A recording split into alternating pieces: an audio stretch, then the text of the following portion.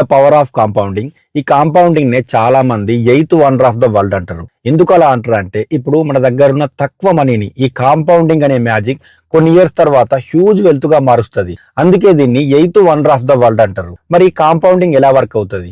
ఈ stock market లోపల, ఈ మ్యూచువల్ ఫండ్స్ లోపల ఈ కాంపౌండింగ్ ఎలా వర్క్ అవుతుందో చాలా ఎగ్జాంపుల్స్ ఉంటాయి. బట్ మనం వాటిని కాసేపు పక్కన పెట్టి మనందరికీ ఈజీగా అర్థమయ్యే ఒక సింపుల్ ఎగ్జాంపుల్ తో ఈ కాంపౌండింగ్ ఎలా వర్క్ అవుతుందో ఇప్పుడు మాట్లాడుకుందాం. ఇప్పుడు రాము అండ్ సోము అని ఇద్దరు ఫ్రెండ్స్ ఉన్నారు. వీళ్ళిద్దరి దగ్గర కూడా తలో 1 లాక్ రూపీస్ ఉన్నాయి.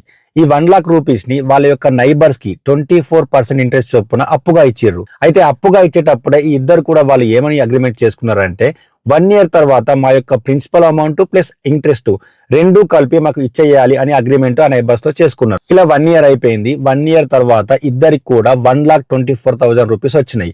అయితే సోము అతనికి వచ్చిన ఇంట్రెస్ట్ 24,000 రూపీస్ ఏదైతే ఉందో ఆ ఇంట్రెస్ట్ ను అతని యొక్క ఇంటి ఖర్చులకు వాడుకొని ఆ మిగిలిన 1 లాక్ రూపీస్ ని ఇంకొక నైబర్స్ కి అప్పుగా ఇచ్చిండు. బట్ రాము మాత్రం అతనికి వచ్చిన ఇంట్రెస్ట్ లో ఉంచి ఒక్క రూపాయి కూడా ఖర్చు పెట్టకుండా ఆ 1,24,000 రూపీస్ ని వేరే నైబర్స్ కి అప్పుగా ఇచ్చిండు. మళ్ళీ సేమ్ 24% ఇంట్రెస్ట్ చొప్పున అండ్ 1 ఇయర్ తర్వాత వాళ్ళ యొక్క ప్రిన్సిపల్ అమౌంట్ ప్లస్ ఇంట్రెస్ట్ ఇవ్వాల్సిందిగా ఆ అగ్రిమెంట్ లో రాసుకున్నారు. ఇలా సెకండ్ ఇయర్ కూడా గడిచిపోయింది.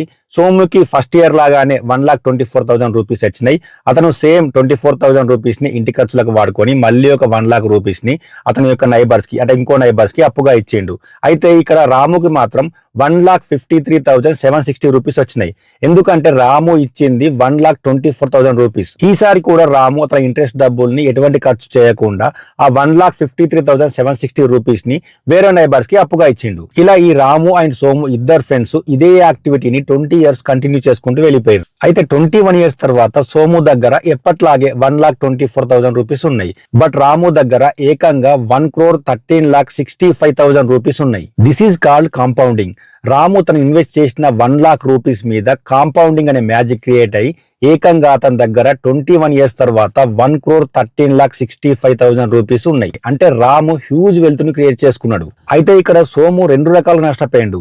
ఫస్ట్ ది సోము దగ్గర ఉన్న డబ్బుల మీద వెల్త్ క్రియేషన్ జరగలేదు. సెకండ్ ది సోము దగ్గర ఉన్న డబ్బుల యొక్క వాల్యూ అనేది పడిపోయింది. అంటే 20 ఇయర్స్ కింద సోము దగ్గర ఉన్న ఆ 1 లాక్ రూపీస్ తో ఏవైతే వస్తువులను కొనేవాడో ఈ 20 ఇయర్స్ తర్వాత అదే వస్తువును ఇప్పుడు అతని దగ్గర ఉన్న 1 లాక్ రూపీస్ తో కొనలేడు. సో అతని దగ్గర ఉన్న డబ్బుల యొక్క వాల్యూ అనేది పడిపోయింది. But Ramu first huge wealth ను క్రియేట్ చేసుకున్నాడు.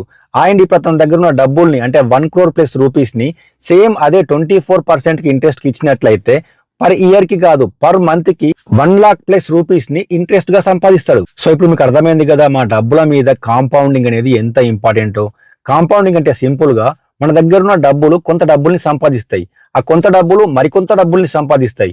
ఆ మరికొంత డబ్బులు ఇంకొంత డబ్బులను సంపాదిస్తాయి. దీన్నే కాంపౌండింగ్ అంటారు. సరే, మరి మనకు డిఫరెంట్ ఇన్వెస్టింగ్ ఆప్షన్స్ ఉన్నాయి కదా. ఈ ఫిక్స్డ్ డిపాజిట్లు, ప్రొవిడెంట్ ఫండ్స్, మ్యూచువల్ ఫండ్స్, ఈ డిఫరెంట్ ఇన్వెస్టింగ్ ఆప్షన్స్ లోపల కాంపౌండింగ్ అనేది ఎందులో బెస్ట్ గా వర్క్ అవుతుంది, ఎలా వర్క్ అవుతుంది, మరి ఇంత బెస్ట్ గా ఉన్న ఈ కాంపౌండింగ్ ని జనాలు ఎందుకు ఇగ్నోర్ చేస్తున్నారు, ఇటువంటి విషయాల గురించి ఈ వీడియోలో మాట్లాడుకుందాం. First of all welcome to Lama Wealth. ఇది 50 వీడియో సిరీస్ లో నేను చేస్తున్న 3rd వీడియో. సరే, మనకు వచ్చిన సాలరీలో ఉంచెల్లి పర్ మంత్ 5,000 రూపీస్ ని ఎస్ఐపి సిస్టమేటిక్ ఇన్వెస్ట్మెంట్ ప్లాన్ చేసినాం. ఆ ఎస్ఐపిని 20 ఇయర్స్ గా కంటిన్యూ చేసినాం అనుకుందాం. అంటే ఈ 20 ఇయర్స్ లో మనం టోటల్ గా 12 లాక్ రూపీస్ ని ఎస్ఐపి చేసినాం. ఈ 20 ఇయర్స్ తర్వాత ఏ ఇన్వెస్టింగ్ ఆప్షన్స్ లోపల ఎంత కాంపౌండింగ్ క్రియేట్ అయిందో ఇప్పుడు చూద్దాం. ఫస్ట్ సేవింగ్ అకౌంట్స్ ని తీసుకుందాం. ఈ సేవింగ్ అకౌంట్స్ లోపల 12 లాక్ ని ఇన్వెస్ట్ చేసినాం అనుకుందాం. సేవింగ్ అకౌంట్స్ లో మనకు అరౌండ్ 4% ఇంట్రెస్ట్ ని యాన్యువల్ గా ఎక్స్పెక్ట్ చేయొచ్చు.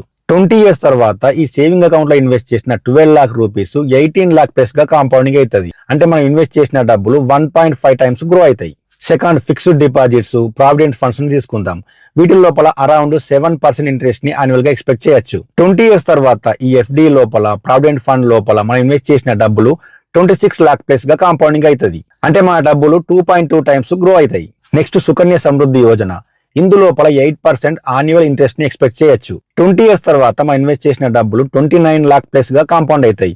అంటే మనం ఇన్వెస్ట్ చేసిన డబ్బులు 2.45 టైమ్స్ గ్రో అవుతాయి. Next, equity mutual funds. ఇందులోపల 12% యాన్యువల్ గా రిటర్న్స్ ని ఎక్స్పెక్ట్ చేయొచ్చు. 20 ఇయర్స్ తర్వాత ఈక్విటీ మ్యూచువల్ ఫండ్స్ లో మనం ఇన్వెస్ట్ చేసిన 12 లాక్ రూపీస్ 49 లాక్ ప్లస్ గా కాంపౌండ్ అవుతుంది. అంటే మనం ఇన్వెస్ట్ చేసిన డబ్బులు 4.1 టైమ్స్ గ్రో అవుతాయి. నెక్స్ట్, స్టాక్స్ అంటే కంపెనీలో డైరెక్ట్ గా ఇన్వెస్ట్ చేయడం. ఇందులో 14% రిటర్న్స్ ని యాన్యువల్ గా ఎక్స్పెక్ట్ చేయొచ్చు. 20 years తర్వాత మనం ఇన్వెస్ట్ చేసిన డబ్బులు 65 lakhs ప్లస్ గా కాంపౌండ్ అవుతాయి. అంటే మనం ఇన్వెస్ట్ చేసిన డబ్బులు 5.4 times గ్రో అవుతాయి. అయితే ఇక్కడ ఒకటి గుర్తుపెట్టుకోండి, డైరెక్ట్ గా స్టాక్స్ లో ఇన్వెస్ట్ చేసి హ్యూజ్ వెల్త్ ను క్రియేట్ చేసుకోవడం అనేది చాలా అంటే చాలా రిస్క్. మినిమం 4 to 5 years ఈ స్టాక్ మార్కెట్ లో ఉండి ఈ స్టాక్స్ గురించి తెలిసిన వాళ్ళకి, అంటే మన పోర్ట్ఫోలియోలో మంచి గ్రోత్ ఉన్న స్టాక్స్ ఉన్నప్పుడే ఇంత పెద్ద హ్యూజ్ వెల్త్ అనేది క్రియేట్ అవుతుంది. సో కొత్తగా వచ్చిన వాళ్ళు ఈ డైరెక్ట్ స్టాక్ లో ఇన్వెస్ట్మెంట్ అనేది అవాయిడ్ చేయడమే బెస్ట్. అయితే ఇప్పటిదాకా చెప్పిన కదా ఈ డిఫరెంట్ ఇన్వెస్టింగ్ ఆప్షన్స్ యొక్క కాంపౌండింగ్ రిటర్న్స్, ఈ రిటర్న్స్ అన్ని ఆ ఇన్వెస్ట్మెంట్ యొక్క ఎక్స్పెక్టెడ్ యాన్యువల్ రిటర్న్స్ పరంగా చెప్పినాయి. ఈ సేవింగ్ అకౌంట్స్ లోపల, ఫిక్స్డ్ డిపాజిట్ లోపల, ప్రావిడెంట్ ఫండ్స్ లోపల, సుకన్య సమృద్ధి యోజన స్కీమ్ లోపల ఈ పైన రిటర్న్స్ ఏవైతే చెప్పినో ఆల్మోస్ట్ అవే రిటర్న్స్ ఉంటాయి. అవి పెద్దగా ఏం మారవు. బట్ ఈ equity mutual funds and stock లోపల రిటర్న్స్ అనేటివి 12% కాదు, కొన్ని సార్లు 15%, 18% కూడా రావచ్చు. అంతేందుకు 20% యాన్యువల్ రిటర్న్స్ ఇచ్చిన మ్యూచువల్ ఫండ్స్ కూడా ఉన్నాయి. బట్ సేఫ్ సైడ్ కోసం ఈ ఈక్విటీ మ్యూచువల్ ఫండ్స్ లోపల 12% తీసుకున్నాం, స్టాక్స్ లోపల 14% తీసుకున్నాం. మళ్ళీ చెప్తున్నా, డైరెక్ట్ గా స్టాక్స్ లో ఇన్వెస్ట్ చేయడం అనేది హై రిస్కీ. మ్యూచువల్ ఫండ్స్ కూడా రిస్కీయే. బట్ ప్రొఫెషనల్ పీపుల్ ఈ మ్యూచువల్ ఫండ్స్ ని మేనేజ్ చేస్తారు కాబట్టి ఈ మ్యూచువల్ ఫండ్స్ లోపల స్టాక్స్ అంత రిస్క్ ఉండదు. సో మన మిడిల్ క్లాస్ వాళ్ళకి ఈ ఈక్విటీ మ్యూచువల్ ఫండ్స్ అనేది కాంపౌండింగ్ కోసం బెస్ట్ ఇన్వెస్ట్మెంట్ ఆప్షన్. మరి ఇంత బ్యూటిఫుల్ రిటర్న్స్ ఇస్తున్న ఈ కాంపౌండింగ్ ని జనాలు ఎందుకు ఇగ్నోర్ చేస్తున్నారు? ఎందుకంటే ఫస్ట్ది, మాలో చాలా మందికి తొందరగా రిటర్న్స్ రావాలి. 1-2 years వెయిటింగ్ అంటే ఓకే గానీ ఈ 15 years, 20 years వెయిట్ చేయమంటే మాలో చాలా మందికి అంత పెద్దగా ఓపిక ఉండదు. అండ్ ఈ కాంపౌండింగ్ అనేది ఎర్లీ ఇయర్స్ లో చాలా స్లోగా ఉంటది. ఎర్లీ ఇయర్స్ లో పెద్దగా కాంపౌండింగ్ రిటర్న్స్ మనకు కనబడవు. సెకండ్ది ఫియర్. మనకు స్టాక్ మార్కెట్ అన్నా మ్యూచువల్ ఫండ్స్ అన్నా అందులో లాసులు తప్ప లాభాలు రావు అనే నెగటివ్ స్టోరీస్ మనకు బయట పబ్లిక్ లో ఎక్కువగా వినబడతా ఉంటాయి. థర్డ్ది, మనలో చాలా మందికి ఈ కాంపౌండింగ్ గురించి అండ్ రిటర్న్స్ గురించి అర్థం కావు. అందుకే వాళ్ళ దగ్గర ఉన్న డబ్బుల్ని పెద్దగా కాంపౌండింగ్ అవని వాటిల్లోనే ఇన్వెస్ట్మెంట్ చేస్తూ ఉంటారు. Fourth, most of the people ఎలా థింక్ చేస్తారంటే మన కాంపౌండింగ్ అవ్వాలంటే పెద్ద మనీ ఇన్వెస్ట్ చేయాలేమో, minimum 50,000 per month, 60,000 per month invest చేయాలేమో అనుకుంటారు. కొంతమంది అయితే ఈ 5,000, 6,000 ఇన్వెస్ట్మెంట్ చేసినట్లయితే మనం ఏం కాంపౌండింగ్ సంపాదిస్తామని అసలు మొత్తానికి ఇన్వెస్ట్మెంట్ చేయకుండా ఉండిపోతారు. Fifth, laziness. ఇంకొంతమంది అన్ని విషయాలు తెలుసుకుంటూ ఉంటారు, అన్ని విషయాల మీద అవగాహన ఉంటది.